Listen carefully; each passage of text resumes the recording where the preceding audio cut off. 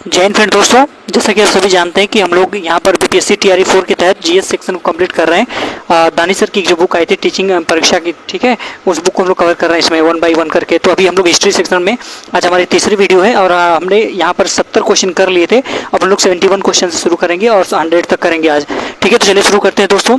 71 question देख रहे हैं आप। भारतीय राष्ट्रीय कांग्रेस के किस अधिवेशन में पूर्ण स्वराज का सिद्धांत गृहीत हुआ था? कानपुर अधिवेशन 1925, लाहौर अधिवेशन 1929 या फिर कराची अधिवेशन 1931? तो दोस्तों option number B is the correct answer. जो लाहौर अधिवेशन हुआ था 1929 का, उसमें भारतीय राष्ट्रीय कांग्रेस द्वारा, ठीक है, पूर्ण स्वराज का सिद्धांत गृहीत हुआ था। और इस अधिवेशन की अध्यक्षता कौन कर रहे थे? पंडित जवाहरलाल नेहरू, ठीक है। और 26 जनवरी 1930 को पूर्ण स्वराज दिवस के रूप में घोषित किया गया था। तो यहाँ पर दो फैक्ट मिल गए कि किस तारीख को पूर्ण स्वराज दिवस के रूप में घोषित किया गया था, तो 26 जनवरी 1930 को। इसके बाद नेक्स्ट क्वेश्चन है 72। सुभाष चंद्र बोस भारतीय राष्ट्रीय कांग्रेस के त्रिपुरी अधिवेशन में किसको हराकर अध्यक्ष बने थे? बहुत ही मोस्ट इंपॉर्टेंट क्वेश्चन दोस्तों। पट्टाभी सीतारामैया, रास बिहारी बोस, जवाहरलाल नेहरू, ठीक है। तो ऑप्शन नंबर ए पट्टाभी सीतारामैया, ठीक है। दोस्तों आपको बता दें कि जो पट्टाभी सीतारामैया थे वे महात्मा गांधी के कैंडिडेट थे, ठीक है। इसके बाद आप इसमें एक्सप्लेनेशन देख लेते हैं कि सुभाष चंद्र बोस भारतीय राष्ट्रीय कांग्रेस के त्रिपुरी यानी कि मध्य प्रदेश में पड़ता है, वहां के अधिवेशन 1939 में हुआ था। यानी कि त्रिपुरा अधिवेशन कहाँ हुआ? त्रिपुरी अधिवेशन 1939 में हुआ था, जहां पर पट्टाभी सीतारामैया को हराकर वे अध्यक्ष बने थे और गांधी जी द्वारा प्रस्तावित उम्मीदवार पट्टाभी सीतारामैया की पराजय हो गई थी। लेकिन कांग्रेस कार्यकारिणी में महात्मा गांधी के समर्थकों का बहुमत होने के कारण उन्हें वर्ष 1939 में कांग्रेस के अध्यक्ष पद से इस्तीफा दे दिया। किन्होंने? सुभाष चंद्र बोस जी ने, ठीक है। और ऐसे समय के लिए डॉक्टर राजेंद्र प्रसाद को अध्यक्ष पद सौंपा गया था। तो इस प्रकार ऐसा हुआ था दोस्तों त्रिपुरी अधिवेशन, इसलिए इसे बहुत ही विवादित अधिवेशन के रूप में भी जाना जाता है। और आपको बता दें कि 73 क्वेश्चन देख लेते हैं इसमें। प्रथम अखिल भारतीय कांग्रेस समाजवादी सम्मेलन कहाँ हुआ था? पटना, भागलपुर, मुजफ्फरपुर? ऑप्शन नंबर ए था करेक्ट आंसर, पटना, ठीक है। तो प्रथम अखिल भारतीय कांग्रेस समाजवादी सम्मेलन में हुआ था पटना में और 1934 में हुआ था दोस्तों। कब हुआ था? 1934 में। इसकी अध्यक्षता नरेंद्र देव ने की थी। किसने की थी? आचार्य नरेंद्र देव ने की थी। किसकी अध्यक्षता की थी? पहली अखिल भारतीय कांग्रेस समाजवादी सम्मेलन का। 74th क्वेश्चन जो कि बंगाल विभाजन से संबंधित क्वेश्चन है, इसको देख लीजिएंगे। बंगाल विभाजन 16 अक्टूबर 1950 को किस दिवस के रूप में मनाया गया था? बाइकॉट, हड़ताल, शोक या फिर मोर देन अबव या फिर none of the above? Option number C शोक दिवस के रूप में, ठीक है। 16 अक्टूबर 1950 को जब बंगाल विभाजन हुआ तो इस तारीख को शोक दिवस के रूप में मनाया गया था। इसका एक्सप्लेनेशन देख लेते हैं। बंगाल विभाजन 16 अक्टूबर 1905 को शोक दिवस के रूप में मनाया गया था। इस दिन हिंदू और मुस्लिम ने एक दूसरे को राखी बांधकर अपनी एकता दिखाई थी। बंगाल का विभाजन, बंगाल के पूर्वी भागों को शेष बंगाल से अलग करने का निर्णय लिया गया था। इसकी घोषणा 19 जुलाई 1905 को भारत के वायसराय लॉर्ड कर्जन ने की थी। यह विभाजन 16 अक्टूबर 1905 को प्रभावी हुआ था, ठीक है। इसके बाद आगे चलकर जो है यह बंगाल का जो विभाजन वो रद्द कर दिया जाता है, उसको भी हम लोग आगे देखेंगे कि कब कैसे हुआ था। नेक्स्ट क्वेश्चन है दोस्तों 75। बंगाल का विभाजन प्रभावी कब हुआ था? तो अभी हमने पढ़ा ना 16 अक्टूबर 1905 को प्रभावी हुआ था। तो option number C is the correct answer. Question number 76। स्वदेशी एक प्रथम बार संघर्ष के तरीकों के रूप में स्वदेशी एवं बहिष्कार भारत में कब अपनाया गया? यानी किस आंदोलन के दौरान? तो बंगाल विभाजन के दौरान, होम रूल लीग आंदोलन के दौरान या फिर असहयोग आंदोलन के दौरान? तो option number is the correct answer. Bengal विभाजन के दौरान स्वदेशी एवं बहिष्कार जैसी नीति अपनाई गई थी प्रथम बार, ठीक है। और बंगाल विभाजन हुआ 1905 में। तब वायसराय कौन था? लॉर्ड कर्जन था। प्रभावी कब हुआ बंगाल का विभाजन? 16 अक्टूबर 1905 को। भारतीयों द्वारा लगातार विरोध के कारण वर्ष 1911 में वायसराय लॉर्ड हार्डिंग ने इस विभाजन को रद्द कर दिया था। 1911 में क्या हुआ था? जो वहाँ के राजा थे, ठीक है, जो ब्रिटेन के राजा थे, वे जो वहाँ के मतलब कि एम्परर थे, वो थर्ड टाइम इंडिया आए थे। उसी दौरान ऐसा हुआ था दिल्ली दरबार के दौरान, ठीक है। तो अब तक पूछ लेता है कि कितनी बार दिल्ली दरबार का आयोजन हुआ है? तो कुल 3 बार आयोजन हुआ है। नेक्स्ट क्वेश्चन है दोस्तों, बांग्लार माटी बांग्लार जल के लेखक कौन थे, जो मूल रूप से 1905 में लॉर्ड कर्जन द्वारा बंगाल की विभाजन के खिलाफ एक विरोधी गीत था और जिसके लिए पश्चिम बंगाल विधान सभा ने हाल ही में एक नए राज्य गान के रूप में प्रस्तावित किया है? तो उसके रचयिता थे Rabindranath Tagore. Option number B is the correct answer दोस्तों। बांग्लार माटी बांग्लार जल के लेखक रविंद्रनाथ टैगोर थे, जो मूल रूप से 1905 में लॉर्ड कर्जन द्वारा बंगाल के विभाजन के खिलाफ एक विरोध गीत था। इसके लिए पश्चिम बंगाल विधानसभा ने हाल ही में नए राज्य गान के रूप में प्रस्ताव पारित किया है। Question number 78। बंगाल विभाजन को रद्द किसके समय किया गया था? लॉर्ड हार्डिंग के समय। अभी हमने पढ़ा ना 1911 में दिल्ली दरबार लगा था, उसी दौरान, ठीक है। तो वायसराय लॉर्ड हार्डिंग के दौरान शासनकाल के दौरान जो बंगाल विभाजन को है रद्द कर दिया गया था। एक्सप्लेनेशन इसका यहीं पर यह है कि 1911 में जब बंगाल का विभाजन रद्द किया गया था, उस समय लॉर्ड हार्डिंग भारत के वायसराय थे और बंगाल का विभाजन शुरू में लॉर्ड कर्जन द्वारा 1905 में किया गया था। तो यह निर्णय व्यापक विरोध और स्वदेशी आंदोलन का परिणाम था, चूंकि तो विभाजन के परिवर्तन की घोषणा 1911 में दिल्ली दरबार के दौरान की गई थी, जहां राजा जॉर्ज पंचम ने कलकत्ता से दिल्ली में राजधानी के स्थानांतरण की घोषणा भी की थी। तो ये पूछ लेता है कि किस नंबर के यानी चौथे दिल्ली दरबार में भारत की राजधानी कलकत्ता से दिल्ली हस्तांतरित करने की बात की घोषणा की गई थी। तो वह 1911 में तीसरा जो दिल्ली दरबार लगा था उसमें इस बात की घोषणा की गई थी। क्वेश्चन नंबर 79, क्वेश्चन नंबर 79 है, ब्रिटिश शासन के दौरान दिल्ली की राजधानी की नींव किसने रखी थी? Queen Elizabeth, king George fifth, queen Victoria, more than above या none of the above? Option number B king George पंचम। अभी हमने पढ़ा ना, तीसरा दिल्ली दरबार 1911, इस दौरान क्या हुआ था? नई राजधानी नई दिल्ली की आधारशिला 1911 में किंग जॉर्ज पंचम और क्वीन मैरी द्वारा रखी गई थी। तो राजा ने अपनी राजधानी कलकत्ता से दिल्ली हस्तांतरित कर दी थी। इसके बाद होम रूल लीग आंदोलन और मुस्लिम लीग से संबंधित प्रश्न बने गए थे टीआरएस में। तो देख लेते हैं क्वेश्चन नंबर 80, निम्नलिखित में से भारत की स्वतंत्रता के प्रति मुस्लिम लीग के दृष्टिकोण के बारे में कौन सा सही है? ऑप्शन नंबर ए, इसने क्रिप्स मिशन, किसने यानी मुस्लिम लीग ने क्रिप्स मिशन 1942 का प्रस्ताव इस आधार पर अस्वीकार कर दिया कि उनकी पाकिस्तान की मांग को स्वीकार नहीं किया गया था। ऑप्शन नंबर बी, मुस्लिम लीग ने वेवल योजना 1945 को अस्वीकृत किया क्योंकि उनकी स्वतंत्रता पाकिस्तान की मांग को यह कमजोर कर सकती थी। क्वेश्चन ऑप्शन नंबर सी, मुस्लिम लीग ने कैबिनेट मिशन प्रस्तावों को अस्वीकार किया और 1946 में गांधी कार्रवाई का सहारा लिया। तो option number D is the correct answer, क्योंकि इसमें एक से अधिक ज्यादा आंसर सही है। अब क्यों सही है इसको देख लेते हैं एक्सप्लेनेशन में। तो मुस्लिम लीग ने 1942 में क्रिप्स मिशन के प्रस्तावों को अस्वीकार कर दिया था क्योंकि क्रिप्स मिशन ने युद्ध के बाद समिति स्वशासन की पेशकश की थी, लेकिन मुस्लिम लीग को लगा कि यह अलग मुस्लिम प्रतिनिधित्व और सुरक्षा उपायों के बारे में उनकी चिंताओं को नहीं ध्यान में रखा गया है और मुस्लिम लीग ने 1945 में वेवल योजना को अस्वीकार कर दिया क्योंकि यह स्वतंत्र पाकिस्तान के लिए उनके दावे को कमजोर कर सकता था। और 1946 में सीधी डायरेक्ट एक्शन डे का सहारा लिया गया, जिसके बाद पूरे देश में दंगे भड़क उठे थे। कब? 1946 में डायरेक्ट एक्शन डे कहा जाता है। Question number 81, all India Muslim league ने किस वर्ष अलग पाकिस्तान की मांग का प्रस्ताव रखा था? 22 दिसंबर 1939, 23 मार्च 1940, 8 अगस्त 1940? तो option number is the correct answer. 23 मार्च 1940 को ऑल इंडिया मुस्लिम लीग ने अलग पाकिस्तान की मांग का प्रस्ताव रखा था। क्वेश्चन नंबर 82, 1915 में होम रूल लीग किसने प्रारंभ की थी? Option number A, Gopal Krishna Gokhale, Annie Besant, GS Khaparde, more than above या फिर none of the? Option number A, Bharat में होम रूल लीग की शुरुआती एनी बेसेंट तथा बाल गंगाधर तिलक के नेतृत्व में शुरू किया गया था और होम रूल लीग आंदोलन के प्रचार प्रसार के लिए तिलक ने अप्रैल 1916 में तथा एनी बेसेंट ने सितंबर 1916 में होम रूल लीग की स्थापना की थी। तो आप देख पा रहे होंगे यहाँ पर जो क्वेश्चन में जो डेट दिया है 1915 वही गलत है, क्योंकि होम रूल लीग की शुरुआत जो हुई थी वो 1916 में हुई थी और जिसमें पहले तो बाल गंगाधर तिलक ने अप्रैल 1916 में किया और वह एनी बेसेंट ने 1916 में सितंबर 1916 में इसकी स्थापना की थी होम रूल लीग की। क्वेश्चन नंबर 83, मुस्लिम लीग द्वारा किस तिथि को मुक्ति दिवस मनाया जाता है? The day of deliverance was observe by the Muslim League on which date? 22 दिसंबर, 17 अक्टूबर, 22 दिसंबर 1940 या फिर 22 दिसंबर 1939? ऑप्शन नंबर ए, 22 दिसंबर 1939 को मुस्लिम लीग द्वारा मुक्ति दिवस रूप में मनाया गया था। ठीक है, इसमें हुआ क्या था कि 22 दिसंबर 1939 को मुस्लिम लीग के अध्यक्ष मोहम्मद अली जिन्ना के नेतृत्व में कई भारतीय मुसलमानों ने मुक्ति दिवस मनाया था और मुस्लिम लीग परिषद ने 16 अगस्त 1946 को प्रत्यक्ष कार्रवाई दिवस के रूप में घोषित किया था, डायरेक्ट एक्शन डे जो हमने पढ़ा, जहां पर काफी दंगे हुए थे। क्वेश्चन नंबर 84, किस स्थान पर बाल गंगाधर तिलक ने होम रूल लीग की स्थापना की 1916 में? ठीक है, और किस महीने में? अप्रैल 1916 में की थी। तो पूना, बम्बई, नागपुर, मोर देन एबव फिर नन ऑफ द एबव? तो option number A is the correct answer. उन्होंने बेलगांव पुणे में शुरू की थी। किन्होंने? बाल गंगाधर तिलक ने अप्रैल 1916 में होम रूल लीग की शुरुआत कहाँ हुई थी? बेलगांव पुणे में हुई थी। जबकि एनी बेसेंट ने सितंबर 1916 में मद्रास से होम रूल लीग की शुरुआत की थी और इस आंदोलन का सामान्य उद्देश्य था कि भारत में स्वशासन प्राप्त करना। ठीक है, तिलक की लीग महाराष्ट्र, कर्नाटक, मध्य प्रांत, बरार में काम करती थी और एनी बेसेंट की लीग देश के बाकी हिस्सों में काम करती थी। ठीक है, क्वेश्चन नंबर 85, इनमें से कौन सी घटना पहले हुई थी? इसको क्रम में बताना है। भारत छोड़ो आंदोलन का प्रस्ताव, क्विट इंडिया मूवमेंट, ये तो 1942 में हुआ था। अराइवल ऑफ क्रिप्स मिशन का आगमन हुआ था 1928 में। ठीक है। लॉर्ड वेवेल का गवर्नर जनरल के रूप में आगमन। और ऑप्शन नंबर डी ना more than ever none of the above. Option number B सही है कि क्रिप्स मिशन का आगमन सबसे पहले हुआ था 1928 में हुआ था। सॉरी 22 मार्च 1942 को, वो तो साइमन कमीशन था ना, सॉरी 1928 में तो साइमन कमीशन आया था, यहाँ पर एक गलती हो गई। 22 मार्च 1942 को क्रिप्स मिशन का आगमन हुआ था। 8 अगस्त 1942 को भारत छोड़ो आंदोलन हुआ था। वहीं 15 जून 1943 को लॉर्ड वेवेल का गवर्नर जनरल के पद पर आगमन हुआ था। ठीक है, लॉर्ड वेवेल कब? 1943, 15 जून 1943 को। तो यहाँ पर एक मिस्टेक हुआ था कि साइमन कमीशन जो आया था वो 1928 में आया था, जबकि क्रिप्स मिशन भारत कब आया था?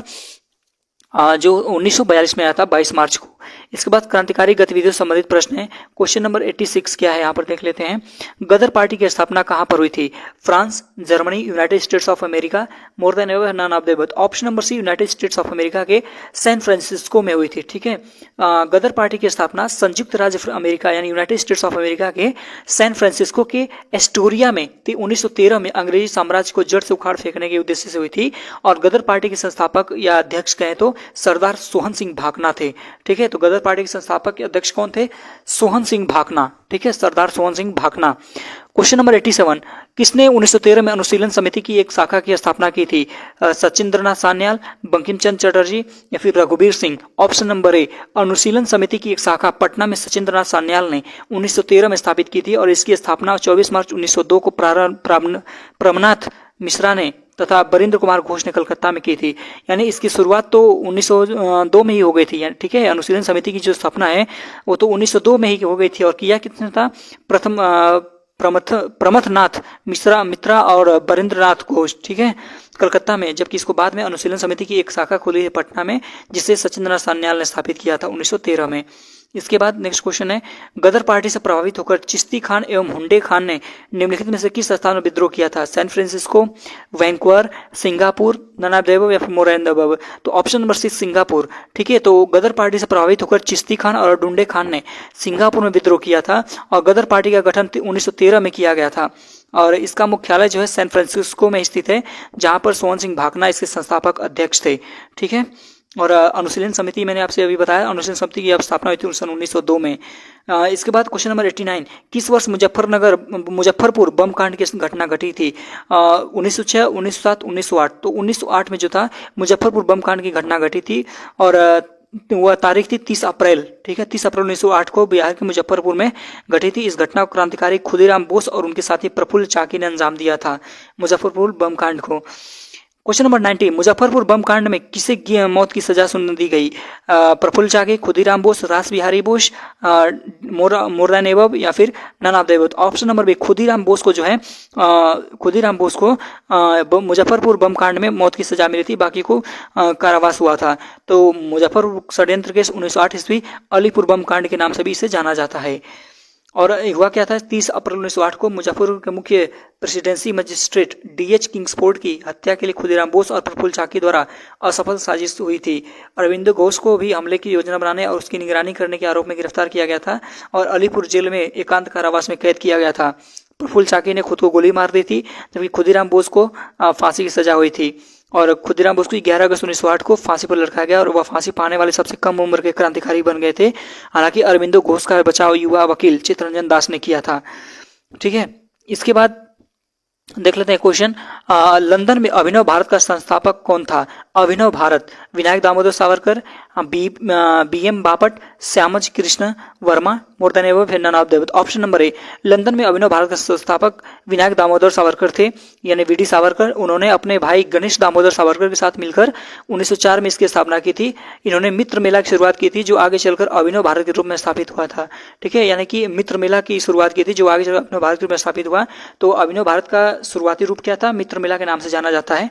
और इनके द्वारा लिखी गई 2 पुस्तकें, the history of the war of Indian independence तथा हिंदुत्व, हिंदू कौन है, प्रमुख है, बहुत इंपॉर्टेंट पुस्तकें हैं। एक तो है the history of the war of the Indian independence, ये तो बहुत इंपॉर्टेंट है। इसके बाद नेक्स्ट क्वेश्चन है दोस्तों, किस षड्यंत्र के मामले में 3 अंग्रेजों को साजिश करने के लिए कारागार में अवरुद्ध किया गया था? नासिक षड्यंत्र मामला, कानपुर षड्यंत्र मामला, मेरठ षड्यंत्र मामला, मोर देन एबव या फिर none of the above? Option number C Meerut षड्यंत्र मामले में। ठीक है, मेरठ षड्यंत्र मामले में 3 अंग्रेजों को साजिश करने के लिए कारागार में बंद किया गया था और उनके नाम क्या थे? Philip Spratt, Ben Bradley, Lester Hutchinson को गिरफ्तार किया, मुकदमा चलाया गया और इस केस में फंसे अभियुक्तों को बचाने के लिए जवाहरलाल नेहरू, एम ए अंसारी, के एन काटजू और एम सी कांगला ने पर पैरवी की थी। ठीक है, लेकिन इन्हें फिर भी कारागार की सजा हुई थी। क्वेश्चन नंबर 93, लंदन में सर कर्जन वाइली की हत्या किसने की थी? सर कर्जन वाइली की हत्या लंदन में किसने की थी? V D. Savarkar, Udham Singh, Madan Lal Dhingra, more than above या none of the. Option number C Madan Lal Dhingra. ठीक है, मदन लाल धिंगरा ने लंदन में सर कर्जन वाइली की हत्या कर दी थी और सर कर्जन वाइली एक वरिष्ठ ब्रिटिश अधिकारी थे और भारत के राज्य सचिव के राजनीतिक सहायक थे। हत्या 1 जुलाई 1909 को लंदन के इंपीरियल इंस्टीट्यूट में हुई थी। मदन लाल धिंगरा इंग्लैंड में भारतीय क्रांतिकारी आंदोलन के सदस्य रहे थे। ठीक है, तो आप इसको याद रखेंगे। नेक्स्ट क्वेश्चन हमारा 94, प्रसिद्ध भारतीय राष्ट्रीय सेना के मुकदमे लाल किले दिल्ली में कब आयोजित हुए थे? ठीक है, the famous Indian national army trials took place at the red fort Delhi इन 1945, 1946, 1944, 1945 में। ठीक है, प्रसिद्ध भारतीय राष्ट्रीय सेना के जो ट्रायल्स थे वे लाल किले पर 1945 में आयोजित हुए थे और यह मुकदमे ट्रायल्स जो थे वो भारतीय राष्ट्रीय सेना के अधिकारियों को ब्रिटिश क्राउन के खिलाफ देशद्रोह का मुकदमा चलाने के लिए आयोजित किया गया था। शाह नवाज खान, गुरबख्श सिंह ढिल्लो और प्रेम कुमार सागल जैसे प्रमुख व्यक्ति उन लोगों में शामिल थे जिन पर मुकदमा चलाया गया था।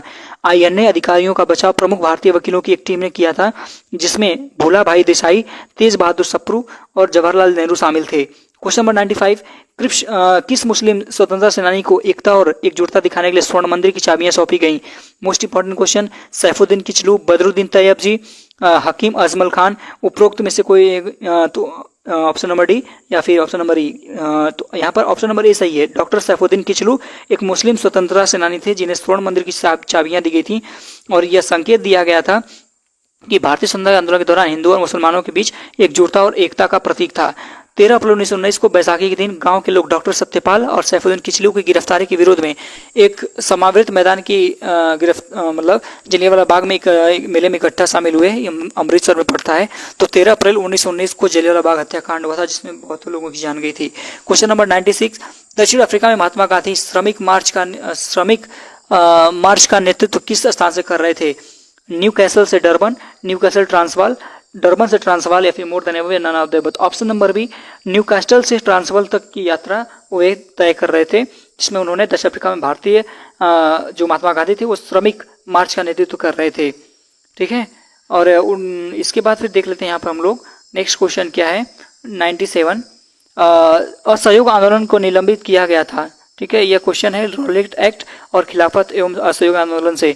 तो असहयोग आंदोलन को कब निलंबित किया गया था? 1921, 1922, 1923। Option number B correct answer 1922 में, क्योंकि इस दौरान क्या हुआ था, चौरी चौरा घटना हो गई थी जिसमें 22 पुलिसकर्मियों को जिंदा जलाकर मार दिया गया था। इससे डिस्टर्ब होकर वहां पर महात्मा गांधी ने इस आंदोलन को वापस ले लिया था। ठीक है, इसके बाद क्वेश्चन नंबर 98, निम्नलिखित में से असहयोग आंदोलन में भाग लेने वाले खेतिहरों की प्रमुख मांग कौन सी थी? राजस्व में कमी करना, बेरोजगार का उन्मूलन करना, वन क्षेत्रों में अपने पशुओं को चराने, ईंधन की लकड़ी तथा फल इकट्ठा करने, तो खेतिहरों का प्रवेश खोलना, उपरोक्त में से एक सदी या कोई नहीं। ऑप्शन नंबर डी मोर देन एबव। तो असहयोग आंदोलन में भाग लेने वाले किसानों की प्रमुख मांग राजस्व में कमी करना था, बेकारी का उन्मूलन करना था और जमींदारों को बहिष्कार किया जाना था। आदिवासी खेतिहरों में जो वन क्षेत्रों में अपने पशुओं को चराने, ईंधन लकड़ी तथा फल आदि इकट्ठा करने हेतु वनों में प्रवेश की अनुमति भी दी गई थी, मतलब मांग की गई थी। इसके बाद क्वेश्चन नंबर 99, सविनय अवज्ञा आंदोलन और इरविन समझौता। खुदाई खिदमतगार आंदोलन का नेतृत्व किसने किया था? खुदाई खिदमतगार आंदोलन का नेतृत्व किसने किया था?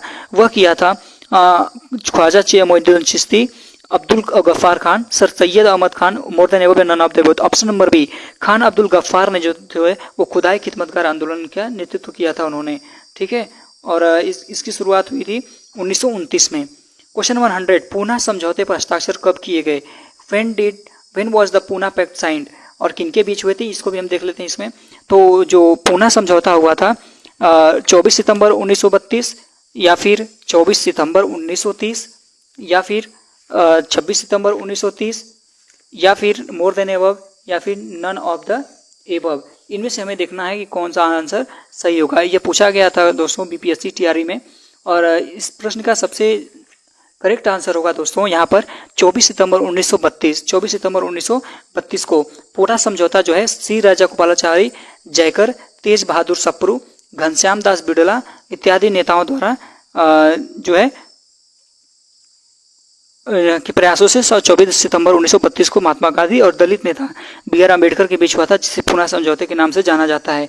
तो एक तो ये पूछ लेता है कि कब हुआ था, तो 24 सितंबर 1932 को किनके बीच हुआ था, महात्मा गांधी और जो दलित नेता थे डॉक्टर बी.आर. अम्बेडकर के बीच। इस समझौते के तहत अम्बेडकर ने पृथक निर्वाचक मंडल को छोड़ दिया तथा और उन्हें विधानमंडल के अंदर हिंदुओं के अंतर्गत ही स्थानों का आरक्षण प्रदान किया गया था। ठीक है, तो ये बहुत ही महत्वपूर्ण यहाँ पर समझौता हुआ था। यह प्रश्न था TRE 2.0 का, शिफ्ट पेपर सेकंड का था, 6 to 8 में था। तो अब नेक्स्ट टाइम हम लोग अगली 100 के बाद से शुरू करेंगे। अब ज़्यादा क्वेश्चन नहीं बचा है इसमें। तब तक के लिए थैंक यू वेरी मच।